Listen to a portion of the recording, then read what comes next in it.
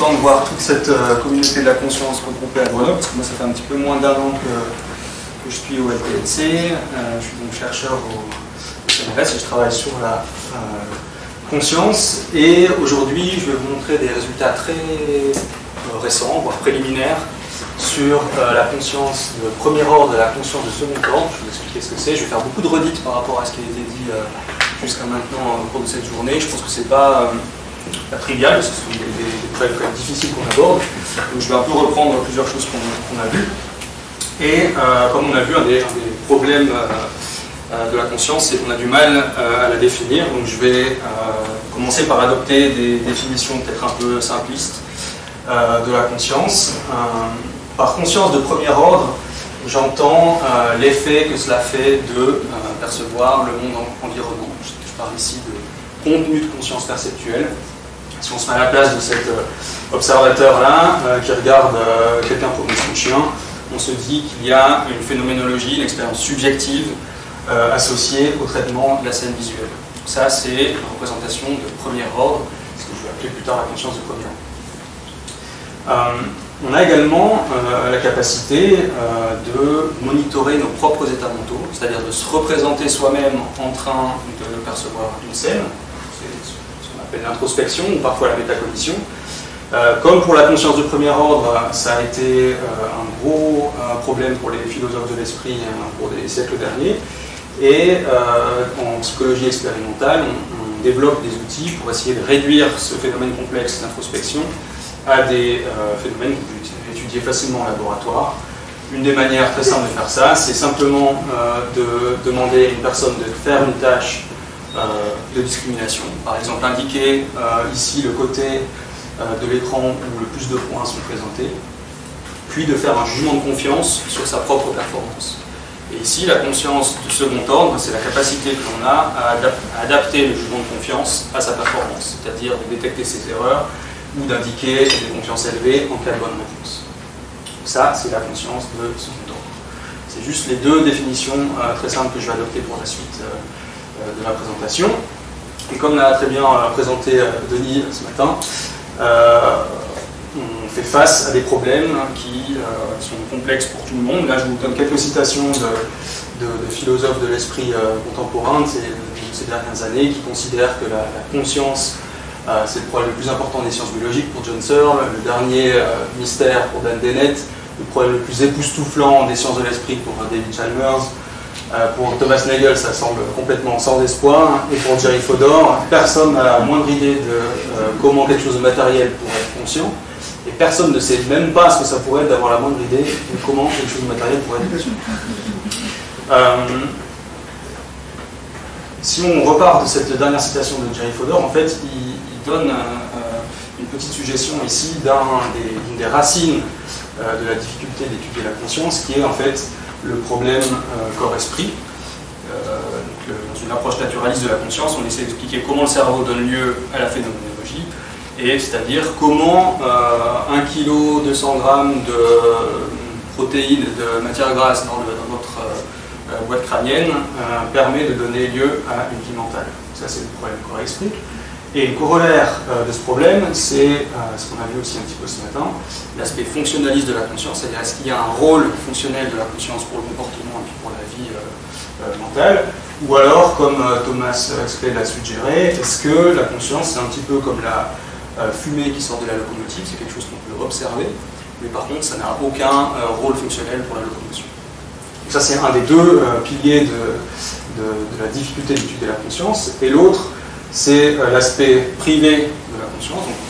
Moi-même, je sais que je suis conscient, mais c'est très difficile de partager mon expérience subjective autrement que par le langage ou par des appuis-boutons, ce qui finalement consiste en des moyens un petit peu crus de rapporter une expérience subjective riche. Et la conscience est subjective, c'est-à-dire que on a chacun des vies mentales potentiellement différentes. Thomas Nagel a posé la question célèbre, quel effet cela fait-il d'être une chauve-souris, avec l'idée qu'on aura beau décrire parfaitement le cerveau d'une chauve-souris, on n'aura pas l'expérience subjective de naviguer dans l'espace via l'écolocalisation. Quelque chose qui est irréductible dans la conscience. Donc voilà, on pourrait s'arrêter là et je pourrais finir le talk, sauf que il y a une trentaine d'années maintenant, il y a des neuroscientifiques qui ont essayé de calquer des approches empiriques pour ces problèmes. Donc, ça a commencé il y a une trentaine d'années avec Francis Crick et Christophe Corr, qui ont proposé l'approche suivante.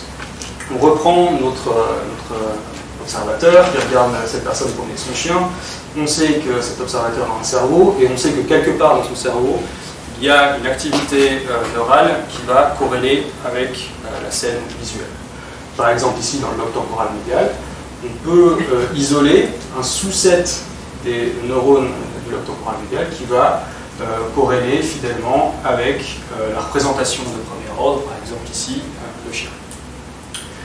La manière qu'on a d'étudier et d'isoler ce sous-set de neurones, qu'on va appeler un corrélat neural de la conscience, c'est de comparer l'activité du cerveau lorsque la personne voit le chien, en tout cas rapporte en appuyant sur un bouton « j'ai vu un chien », versus une autre situation avec une stimulation périphérique identique. Donc la personne, dans la rétine de cette personne, il y a toujours l'image du chien, mais la personne dit « non, je n'ai pas vu le chien dans cette image ». On a tout un arsenal de psychophysique pour manipuler la visibilité des stimuli sans changer l'aspect physique qui est employé au sujet. Donc voilà, donc en contrastant des activités, des situations de conscience à des situations matchées et sans conscience, on peut mettre à jour les corrélats neuraux de la conscience. Et c'est ce qu'on appelle l'étude contrastive de la conscience, qui est donc basée sur un contraste entre conscient et non conscient. Et c'est cette méthode en fait, qui permet de séparer l'étude de l'expérience subjective proprement dite de tous les autres aspects qui sont liés à la cognition, à la psychologie, mais qui n'ont pas directement trait à la vie consciente. Donc on peut faire ça pour la conscience de premier ordre, et aujourd'hui je vais vous parler de résultats qui adoptent la même approche pour les représentations mentales de second ordre, c'est-à-dire plus le chien, mais moi-même en train de percevoir le chien. Et donc on peut supposer l'existence de neurones également qui corrèlent avec ces représentations de second ordre, et éventuellement qu'il y ait un recouvrement entre les corrélats neuraux de conscience de premier et de second ordre. Alors les questions que je vais poser sont principalement celles-ci. Comment est-ce que l'on fait pour monitorer la présence versus l'absence d'un percepteur conscient? Et y a-t-il un overlap mécanistique entre la conscience de première et de second ordre? Pour ça, je vais vous rapporter 3 expériences récentes qui se basent sur de la psychophysique, couplées avec de l'électrophysiologie, et un petit modèle computationnel qui est bien plus simple que celui qu'Étienne a présenté, mais qui permet de mimer des choses assez simples des représentations mentales de première et de second ordre. Donc voilà notre paradigme. Il est tout à fait simpliste, et je sais qu'on place dans un cadre un peu réductionniste de l'étude de la conscience, mais je pense que c'est une étape nécessaire. On a recruté, là, dans ce cas-là, par exemple, 18 participants, 18 volontaires sains, à qui l'on donne un petit vibrateur ici, là, qui porte sur le poignet de la main droite, et ce vibrateur va vibrer pendant 100 millisecondes à un moment donné, pendant une fenêtre de 2 secondes, un moment qui est imprédictible. L'intensité du stimulus est réglée de telle manière à ce que des fois le stimulus est ressenti et des fois il est manqué. La tâche du participant, c'est simplement d'indiquer dans un premier temps si il a ou elle a perçu un stimulus, et ensuite de produire un jugement de confiance sur sa performance, c'est-à-dire à quel point je suis sûr d'avoir soit perçu, soit perçu. Donc vous voyez bien que cette tâche-là permet d'étudier les représentations de premier ordre, et celle-ci, les représentations de second ordre. Ce qui est important pour la suite, c'est que ici, là, entre la fin de la fenêtre de stimulation et puis le moment où le sujet répond, on met un gap, un laps de temps, de telle manière à ce qu'on ne pollue pas les réponses évoquées par le stimulus avec les réponses soit motrices, soit les réponses à la tâche. Donc si on classe les réponses du sujet en fonction de la présence et de l'absence d'un stimulus, on a ces 4 possibilités-là. Dans le cas où un stimulus était présenté, le sujet peut dire oui, j'ai senti quelque chose, donc dans ce cas-là c'est un hit, ou alors il peut dire non, je n'ai pas senti le stimulus, dans ce cas c'est un miss, il a raté le stimulus. Dans 20% des essais où aucun stimulus n'est présenté, la personne peut toujours répondre « oui, j'ai senti quelque chose ». Dans ce cas-là, c'est ce qu'on appelle une fausse alarme, ou alors une hallucination. Et il peut répondre « non, effectivement, je n'ai rien senti, il n'y a rien », donc c'est un rejet correct. Je vous montre ici les données comportementales de ces 18 participants. Donc ici, c'est le nombre d'essais dans chaque catégorie. On peut voir qu'en gros, il y a à peu près autant de hits que de miss, 20% de rejet correct, et les sujets hallucinent très peu, environ 5% de fausses alarmes. On peut aussi regarder les jugements de confiance qui sont associés à ces réponses. On peut voir que les sont associés à une confiance plus faible. Quand les sujets hallucinent, pas très sûr d'avoir senti quelque chose. Les confiances sont plus élevées dans les trois autres catégories. Ce qui nous a surpris, c'est la haute confiance dans les miss, c'est-à-dire que les sujets ont répondu de manière incorrecte qu'ils n'avaient rien senti alors qu'il y avait un stimulus, et ils sont sûrs de leur réponse incorrecte. Donc il y a une surconfiance dans les miss, mais malgré tout, la confiance dans les hits et dans les rejets corrects est plus élevée que pour les miss, ce qui veut dire donc, que les sujets répondent mieux dans les essais corrects qu'incorrects. Donc ils ont un accès de second ordre au processus. Je vais vous montrer maintenant plusieurs résultats électrophysiologiques sur ces données. On peut adopter plusieurs techniques pour décrire l'activité électrophysiologique du cerveau. Je vais commencer par la plus simple et celle qui est non invasive, c'est-à-dire l'électroencéphalographie. Comme on a vu, des électrodes sur le scalp qui mesurent des millions de neurones à la fois, à des échelles spatiales de l'ordre du centimètre. Donc ça, c'est comme ce que Catherine a présenté tout à l'heure, c'est une réponse évoquée au stimulus tactile. Ici, en Y, c'est l'amplitude de l'EEG, en X, c'est le temps, le 0 correspond au stimulus, et les sujets, c'est 500 fois, donc on a des moyennages qui peuvent être réalisés. Et je vous montre l'amplitude de l'EEG au niveau de ce cluster d'électrodes-là, qui est pariétal, postérieur. Et l'amplitude est représentée en bleu pour les essais hit et en rouge pour les essais miss. Et la teinte de la couleur indique la confiance. Foncé, haute confiance, clair, faible confiance. Ce que l'on peut voir, ça c'est rien de nouveau pour l'instant, c'est que le stimulus évoque une activité précoce qui est identique entre les hits et les miss, et que seulement à partir de 150 millisecondes environ, les hits commencent à induire des amplitudes EEG plus importantes, d'autant plus que la réponse va être associée à une confiance élevée. Une des questions que j'ai posées, vous vous souvenez, c'est de savoir s'il y a un recouvrement des mécanismes de premier et de second ordre. Donc, ce qu'on veut voir ici avec l'EEG, c'est s'il y a de l'information de premier ordre qui va aussi permettre d'expliquer les jugements de confiance. Donc, la manière dont on fait ça, c'est qu'on construit un décodeur de premier ordre, c'est-à-dire qu'on va prendre toutes les électrodes de l'EEG, il y en a 64, et on va mettre en place un petit algorithme de machine learning qui va nous dire si, en gros, la personne va sentir le stimulus ou non. Donc ça, c'est les performances du décodeur au cours du temps, en gris. On peut voir qu'au début, vraiment, le stimulus, évidemment, le décodeur au niveau de la chance, puis ça commence à augmenter pour obtenir un maximum autour de 300-400 millisecondes. Donc, on sait décoder si la personne va être consciente de ce stimulus d'intérêt. Et maintenant, si l'on prend l'output de ce décodeur et qu'on corrèle avec le jugement de confiance qui a lieu bien plus tard dans le temps, on obtient cette région ici où la corrélation est significative. C'est-à-dire que dans le décodeur de premier ordre, on arrive à retrouver de l'information qui va corréler avec le second ordre, ce qui permet de suggérer qu'il y a un recouvrement des représentations mentales de première et de second ordre. Ça, c'est décrit à l'échelle de millions de neurones via l'EEG, et je vais maintenant vous montrer un set de données assez similaire qui se base sur une autre technique d'électrophysiologie basée sur une petite puce ici qui est posée directement sur la surface du cortex et qui permet de mesurer cette fois-ci des neurones uniques. Vous voyez ici des spikes. Ça, c'était un patient épileptique qui était implanté. Vous voyez ici la puce, elle est implantée juste ici en arrière du sillon post-central, dans le cortex pariétal postérieur, un peu dans les mêmes régions que l'EEG, ce que je vous ai montré tout à l'heure. Vous avez ici une photo péropératoire, vous avez la puce et le sillon ici. Donc cette puce possède 96 canaux, et ces canaux, si on a un petit peu de traitement du signal, on peut en extraire des neurones uniques.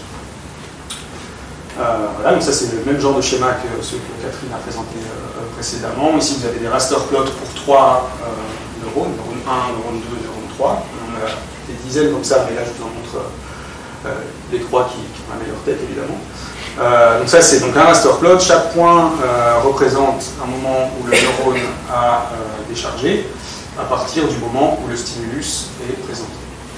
Et si l'on somme au cours du temps ces spikes, on peut avoir un taux de décharge moyen pour les miss et pour les hits. Et ce que l'on peut voir, c'est qu'à l'échelle du neurone unique, il y a des réponses plus importantes dans le cas où le sujet a dit oui, j'ai senti le stimulus. On a une douzaine de neurones comme ça. Et évidemment, on a plein aussi, que je ne vous montre pas là, qui ont des réponses similaires pour les hits et pour les miss. Et donc ces neurones sont à exclure des corrélats neuro de la conscience. Ceux-là sont à inclure éventuellement. Même technique que pour le EEG précédemment, on a pris l'ensemble de ces neurones, on a construit avec un décodeur qui permet de nous dire si le stimulus est plutôt un hit ou plutôt un miss. On prend l'output de ce décodeur et on le corrèle avec la confiance. Et c'est ce que vous voyez ici dans le bloc de droite.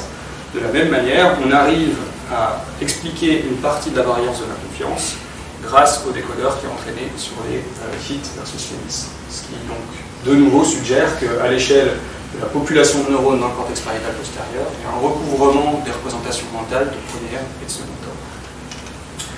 C'est ce que je dis là en conclusion intérim. Donc les sujets sont capables de traiter de manière métacognitive leur processus de détection tactile, et il y a des marqueurs communs de détection et de confiance dans le cortex pariétal postérieur.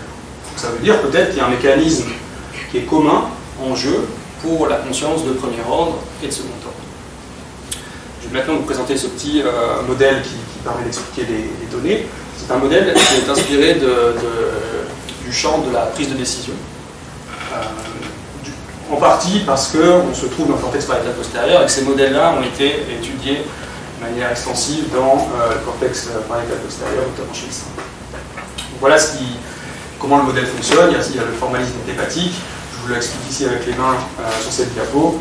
Donc, on modélise un essai, du début de l'essai à la fin, et en Y, on va modéliser l'évidence en faveur d'un stimulus au cours du temps. Donc, le cerveau est un système complexe bruité. Donc, au début de l'essai, l'évidence fluctue autour de 0.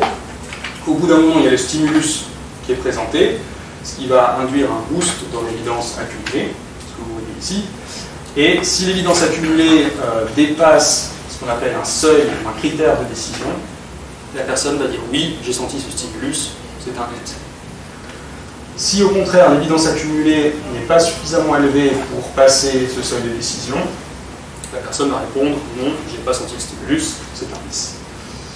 Dans le cas d'un rejet correct, il n'y avait pas de stimulus, et donc la fluctuation est uniquement bruitée autour de 0, et la personne va dire non. Ici, on ne représente pas les fausses alarmes parce qu'elles ne sont pas assez nombreuses, mais il se peut que par hasard, il y ait une fluctuation bruitée qui dépasse le seuil de décision, et la personne va dire oui, alors qu'en fait, il n'y a pas du tout de stimulus. Ça permet, c'est un cadre théorique pour modéliser les hallucinations. Ça, ces modèles-là, encore une fois, à nouveau, ils permettent d'expliquer très bien les représentations mentales de premier ordre. Comment expliquer la confiance? Comment expliquer qu'une personne peut être très confiante dans un hit ou dans un miss?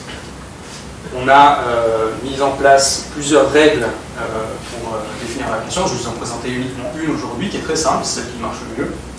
C'est qu'on définit la confiance en une réponse comme le maximum de l'évidence accumulée atteinte au cours du temps, à la fois pour les hits et pour les miss, indépendamment du seuil de décision. Si l'on prend ce modèle et qu'on essaye de générer des fausses données, donc les données observées sont les cercles, le modèle la petite croix, on arrive très bien à modéliser le taux de réponse hit-miss et le taux de réponse fausse alarme versus rejet correct. On dit le croix et la croix et le vieux. On arrive également à modéliser les jugements de confiance que les sujets produisent, notamment le fait que les jugements de confiance dans les miss sont très élevés. Et on arrive même à reproduire les distributions de confiance dans les 3 catégories. La barre grise, c'est la confiance mesurée empiriquement, et le modèle, la ligne de couleur. Et enfin, on arrive même à reproduire la réponse à l'EEG que je vous ai présenté tout à l'heure, le potentiel évoqué, avec en bleu le potentiel évoqué par un hit et puis ce qui a été modélisé par le petit formalisme que je vous ai présenté. Et en rouge, la réponse évoquée par un miss, avec en pointillé ce que prédit le modèle. Donc, ce modèle d'accumulation d'évidence, il explique les marqueurs à la fois comportementaux et neuraux de la détection et de la confiance, ce qui nous fait dire que à la fois la conscience de premier ordre et de second ordre pourrait impliquer en fait le phénomène de prise de décision. Je vais finir par un troisième set de données qui est cette fois-ci sur une technique électrophysiologique un petit peu différente, stimulation cérébrale profonde, où chez des patients soit neurologiques soit psychiatriques, on vient implanter des électrodes profondes dans des régions sous-corticales pour des raisons cliniques et qui nous donnent accès donc à des données, notamment ici dans le noyau sous-thalamique. Vous voyez ici le noyau sous-thalamique qui est impliqué dans des ganglions de la base qui est impliqué dans le contrôle moteur et aussi dans la prise de décision. Ce noyau sous-thalamique, il est documenté comme régulant le seuil de décision dans le modèle que je vous ai présenté tout à l'heure. C'est pour ça qu'il nous intéresse ici.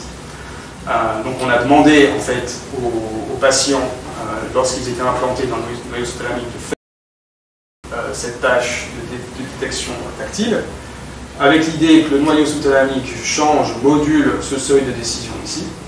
Donc on a mesuré des réponses neuronales uniques au hit et au miss pour voir si effectivement ce seuil de détection pouvait changer suite à l'activation des neurones du lobster. Donc tout ça, ça se passe au bloc opératoire. Vous voyez ici l'électrode qui est implantée par le neurochirurgien. Une fois l'électrode implantée, on a 20 minutes d'accès au bloc opératoire pour demander au patient qui est évidemment éveillé de faire cette tâche de détection. Et ce que je vous montre là, c'est comme tout à l'heure au niveau du cortex, c'est un raster plot pour les hits en rouge et les hits en bleu et les miss en rouge, avec la réponse évoquée moyenne. Et vous voyez ici que contrairement aux réponses corticales que j'ai présentées tout à l'heure, ce sont les miss qui évoquent les décharges de potentiel d'action les plus nombreux. Tout à l'heure dans le cortex, on avait les hits au-dessus des miss, ici c'est les miss au-dessus des hits.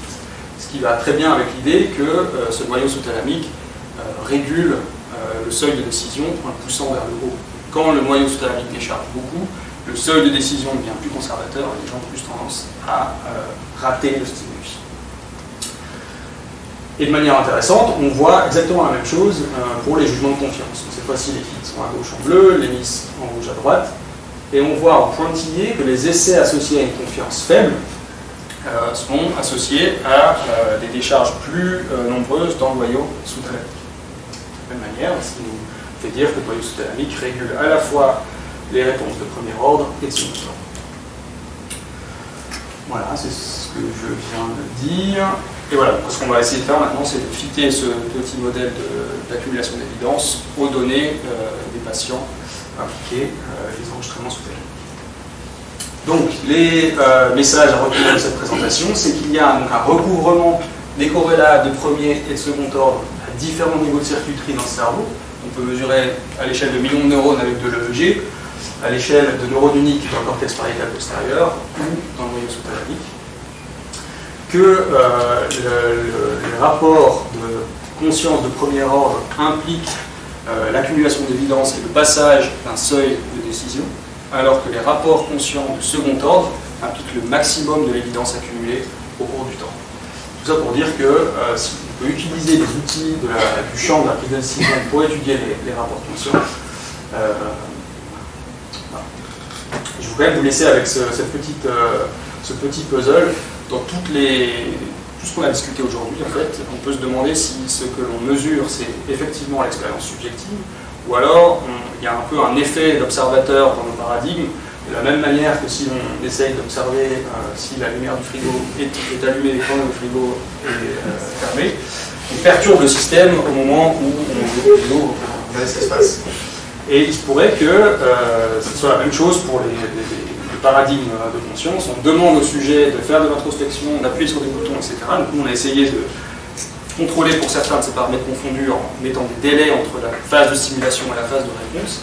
Mais c'est un des sujets chauds là, de la communauté de la conscience. Il s'agit maintenant d'essayer d'inférer les contenus conscients sans demander au sujet de faire des rapports soit verbaux, soit par appui photo, mais en essayant de les inférents, par exemple, en utilisant la neuroimagerie ou l'oculomotricité, ce qu'on appelle les paradigmes de non-rapport conscient.